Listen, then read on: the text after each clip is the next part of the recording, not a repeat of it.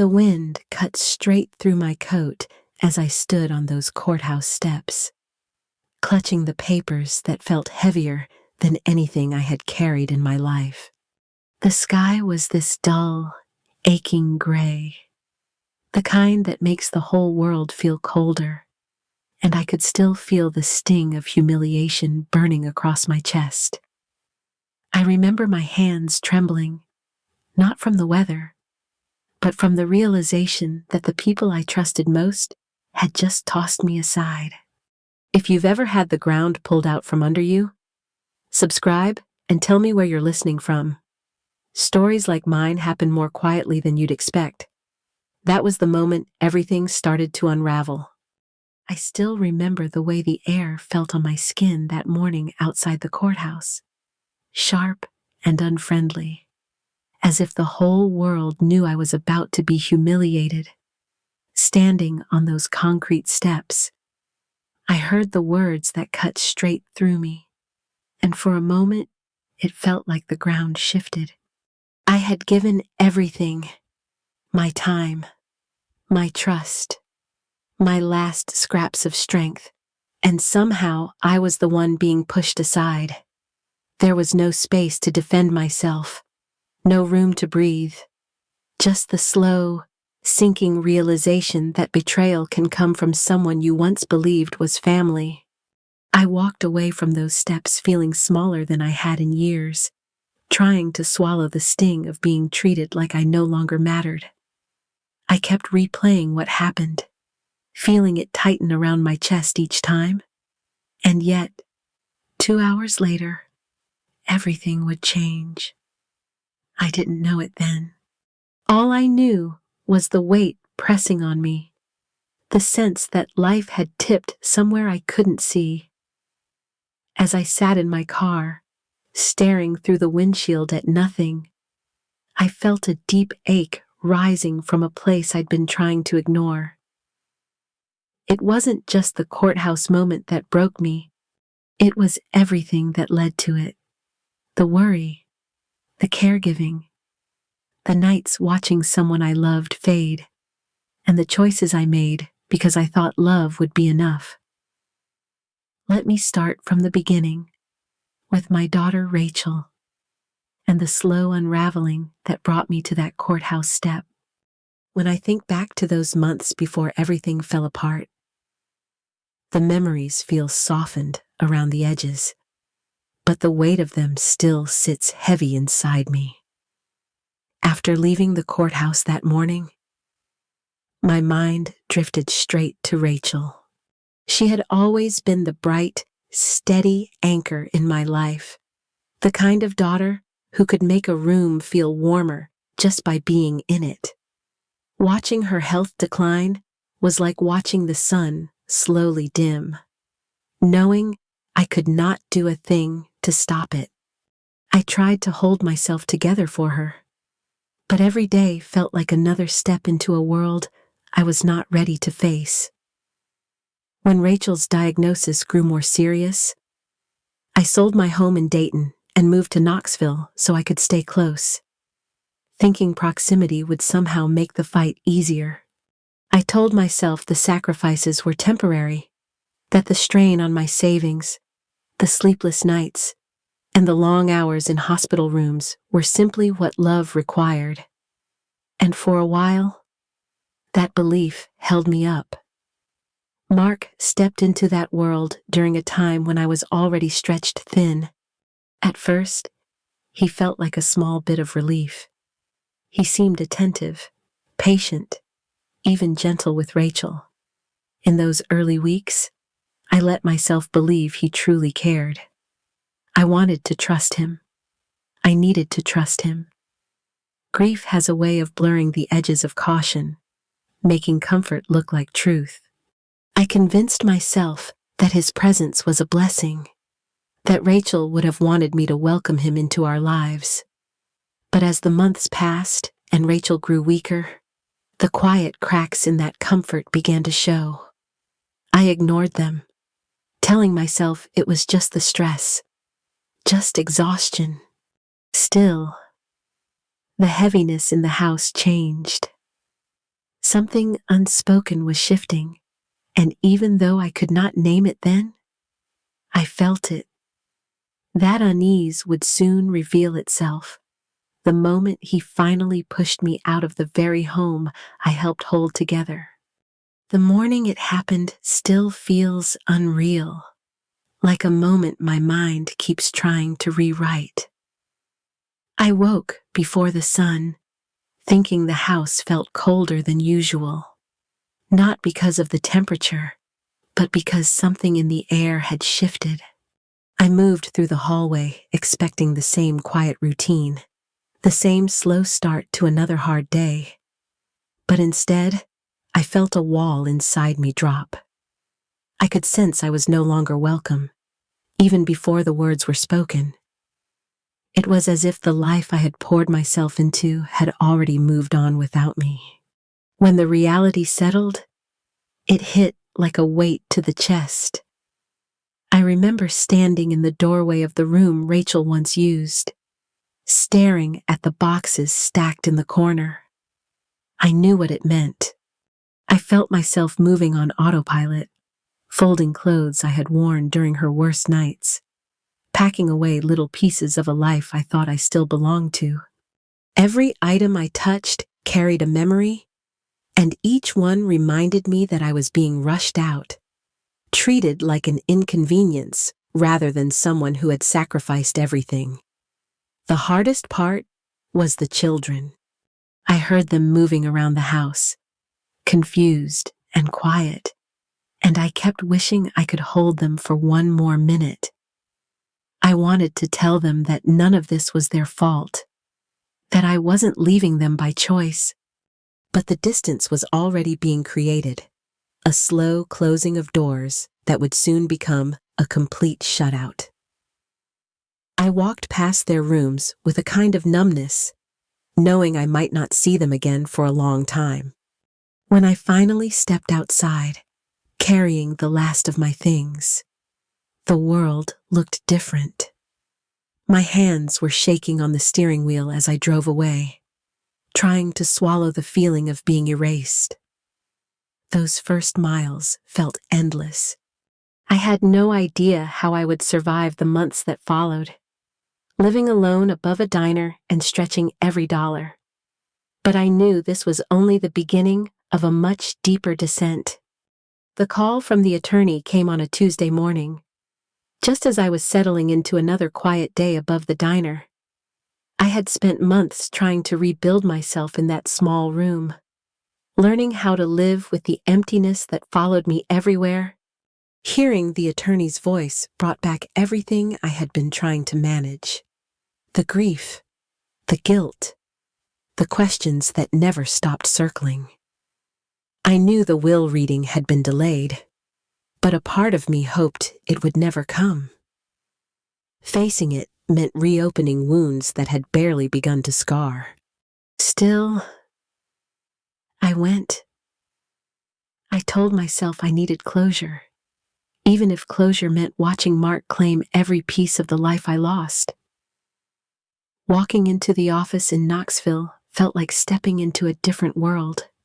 The air smelled faintly of old books and polished wood, and the silence carried a kind of authority that made me sit straighter, even though my nerves were shaking. The attorney greeted us with a calm professionalism, but all I could focus on was Mark. He looked so sure of himself, leaning back as if he already knew every word that was about to be read. His confidence filled the room before anything else did. When the reading began, I tried to steady my breathing. Hearing Rachel's name spoken that way made my chest tighten. Her belongings were listed with a kind of gentle respect. Items she had loved, pieces of her life divided between us. I received the sentimental things, the memories she knew mattered to me. Mark barely reacted, as if he was waiting for the part that truly interested him. I could see it in the way he kept glancing toward the remaining papers on the desk. And when the attorney paused before moving on, The room seemed to shift. I felt the tension rise, the sense that something significant was coming. That was when I realized the life insurance portion was next. And everything in Mark's posture told me he believed it belonged entirely to him. When the attorney shifted to the life insurance portion, I felt the whole room tighten. Mark straightened in his chair as if this was the moment he had been waiting for. I could almost feel his confidence pulsing beside me, a quiet certainty that everything was about to fall into his hands. I braced myself, preparing for the sting I thought was coming. But the next words changed everything. As the attorney explained that Rachel had updated her policy months before she passed, something inside me went still. She had named her children as the sole beneficiaries. Not Mark. Not anyone else. Just the kids. For a moment, I could not breathe. I felt a rush of grief so sharp, it almost folded into pride. A bittersweet ache, knowing she had protected them, even when she was slipping away. It was her quiet way of saying she saw more than she let on, that she knew where her trust truly belonged. I glanced at Mark without meaning to. The confidence he carried into that room evaporated. His posture collapsed in on itself, and the shock on his face told me he had never imagined this possibility. I watched the realization hit him, watched every assumption he had built his future on fall apart in real time. It was unsettling and strangely empowering all at once. I sat there absorbing the weight of Rachel's decision, feeling her love settle around me like a blanket I had forgotten I still had. But beneath that warmth was tension. Mark's silence was heavy, charged with something I could not quite name. I knew this twist would not be the end of it. And I was right. The next revelation would shake both of us in a way none of us saw coming. The room was still thick with tension from the life insurance reveal when the attorney cleared his throat and shifted to another folder. I remember feeling a small tremor of dread, thinking there was nothing left that could surprise me. I was wrong. He explained that my Aunt Marjorie, a woman I had only seen a handful of times over the years, had passed not long after Rachel. I felt a quiet ache at the news, mixed with the guilt of having been too wrapped in grief to reach out. Then the attorney went on, and the world seemed to tilt. She had left everything to me. At first, I thought I had misunderstood. My mind tried to make sense of it, why she chose me, why she made such a private decision, why she never mentioned it during the few phone calls we shared. When the attorney detailed the size of the estate, I felt the breath leave my body. It was more than I had ever imagined having in my lifetime. A warmth spread through me, not from greed, but from the sudden release of a pressure I had carried for years. It felt like someone, somewhere, had reached across time to steady my shaking hands. I glanced at Mark. The panic on his face was unmistakable. His earlier swagger had vanished, replaced by a frantic, silent calculation.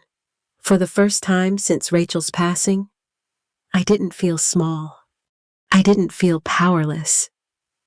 I felt something rising in me, a quiet strength I thought I had lost. As we left that office, I realized this inheritance wasn't just money. It was a turning point. And the way Mark looked at me told me he understood that too. The balance between us had shifted, and the next moments would reveal just how drastically. When we stepped outside the attorney's office, the air felt sharper than before, almost as if the world itself had shifted. I was still trying to steady my breathing, caught between disbelief and a strange, rising clarity. For months, I had moved through life feeling small, apologetic, unsure of my place. But now, with the truth of the inheritance settling into my bones, something inside me straightened. I could feel my spine lengthen, my voice forming before I even spoke. I knew I needed answers, and for the first time in a long while, I wasn't afraid to ask for them. I pulled Mark aside, wanting space from the attorney's calm presence and the sterile smell of the office. I watched him closely, noticing how he kept looking anywhere but at me. His hands fidgeted, his breath uneven, his confidence drained. It struck me then how much of his certainty had been built on the assumption that I would remain quiet, that grief would keep me compliant. I could almost see the panic threading through him as he realized I was no longer standing in the shadow he tried to keep me in. As I pressed him, quietly, steadily, the cracks began to show. His excuses felt thin. His timelines didn't align. There was a hesitation in the way he mentioned his finances, as if he hoped I wouldn't connect the dots. But I did. Memories of his impatience, his sudden coldness after Rachel passed, his push to remove me from the house. They all settled into place like pieces of a puzzle I had been too tired to solve. I felt a sting of anger rise, but it didn't shake me. It grounded me. Standing there, I realized I wasn't just confronting him. I was confronting the story I had allowed myself to believe. And in that moment, I knew the children needed to hear the truth too, because their voices, quiet for too long, were about to change everything. When the children finally stepped into the room, I could see the fear in their eyes before a single word was spoken. They hovered near the doorway, unsure if they were allowed to be there, unsure if they would be blamed, unsure of everything except the heaviness they were carrying. I felt my heart pull toward them, sensing the guilt they should never have had to hold. I softened my posture so they could feel, at least for a moment, that they were safe. As they began sharing what their lives had looked like these past months, the truth hit me in waves. I heard the hesitation in their voices as they explained how they were told I didn't want to see them, that I had moved on, that I was too busy to be part of their world. I could picture the confusion on their faces each time they asked about me, only to be met with cold dismissals or impatient interruptions. They admitted how they stayed quiet because they didn't know what the right thing was anymore, and how wrong it felt every single time. Listening to them describe the tension in the house, the pressure to accept a version of events that didn't match what their hearts knew, broke something inside me. I felt every bit of their hurt, the longing, the shame, the tiny cracks forming in their sense of trust. It was the kind of pain that settles deep and stays there until someone finally says it out loud.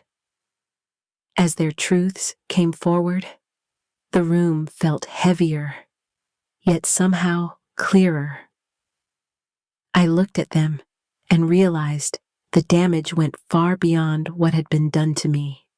They were children trying to make sense of a world that had been twisted around them. In that moment, my grief shifted into something fierce. I knew I had to step in. I had to protect them, to rebuild what had been broken, and to confront the damage head on.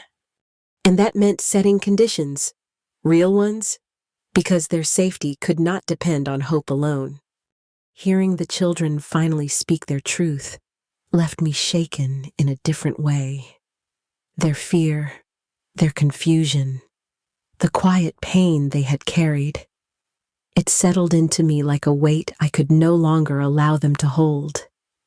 As I sat with their words, something inside me solidified.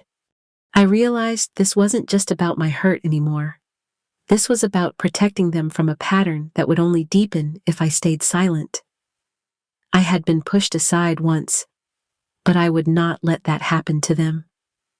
So I centered myself and laid out, with calm certainty, what needed to change. I didn't raise my voice. I didn't let anger guide me. I simply drew the lines that should have existed long before boundaries that kept the children safe, expectations for honesty, and the clear understanding that I would not tolerate manipulation in their lives. As I spoke, I watched Mark shrink back, the arrogance he once carried replaced with something closer to fear. He knew the leverage had shifted, and this time, he couldn't twist the story to suit himself. The children stayed close to me, as if sensing the ground was finally settling beneath them. And for the first time in months, I felt the beginning of a new order forming, one I intended to build with intention and care. What came next was rebuilding, piece by piece, into something that finally felt like home. Finding a new home felt like exhaling after holding my breath for far too long. The day we moved in, I watched the children wander through the rooms with a kind of cautious hope, as if they were testing whether this peace was real. I felt the same, but little by little, the quiet settled around us in a way that felt healing. Mornings became gentle again. Evenings carried laughter instead of tension. Our days found a rhythm: school drop-offs, shared meals, small routines that reminded us we were building something steady. I noticed the kids beginning to relax, their shoulders lowering, their voices softening. The fear that once flickered in their eyes faded into something brighter. And in those moments, I felt a deep gratitude for the chance to give them safety again. This new chapter wasn't perfect, but it was ours, shaped with intention and care. As stability rooted itself in our lives, I sensed another shift approaching, one tied to Mark and the unexpected changes he was about to face. With time, I began to notice small but steady changes in Mark. He started therapy, kept his appointments, and made a genuine effort to understand the damage he had caused. I watched him show up for the kids with more patience than I had ever seen in him before. Not perfectly, but consistently. The children, cautious at first, slowly allowed him back into their world, inch by inch. I kept my distance, not out of bitterness, but out of honesty about what my heart could and could not hold. Still, seeing growth where there was once only hurt reminded me how healing can take many shapes.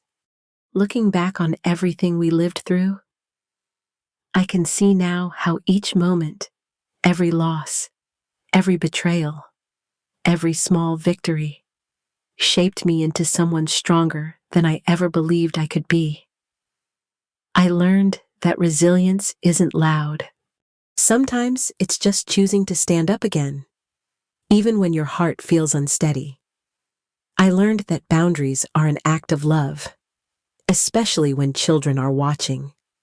And I learned that healing rarely arrives the way we expect, but it does arrive, slowly and quietly, if we make room for it. My grandchildren have begun to flourish again. I found a peace I once thought was out of reach.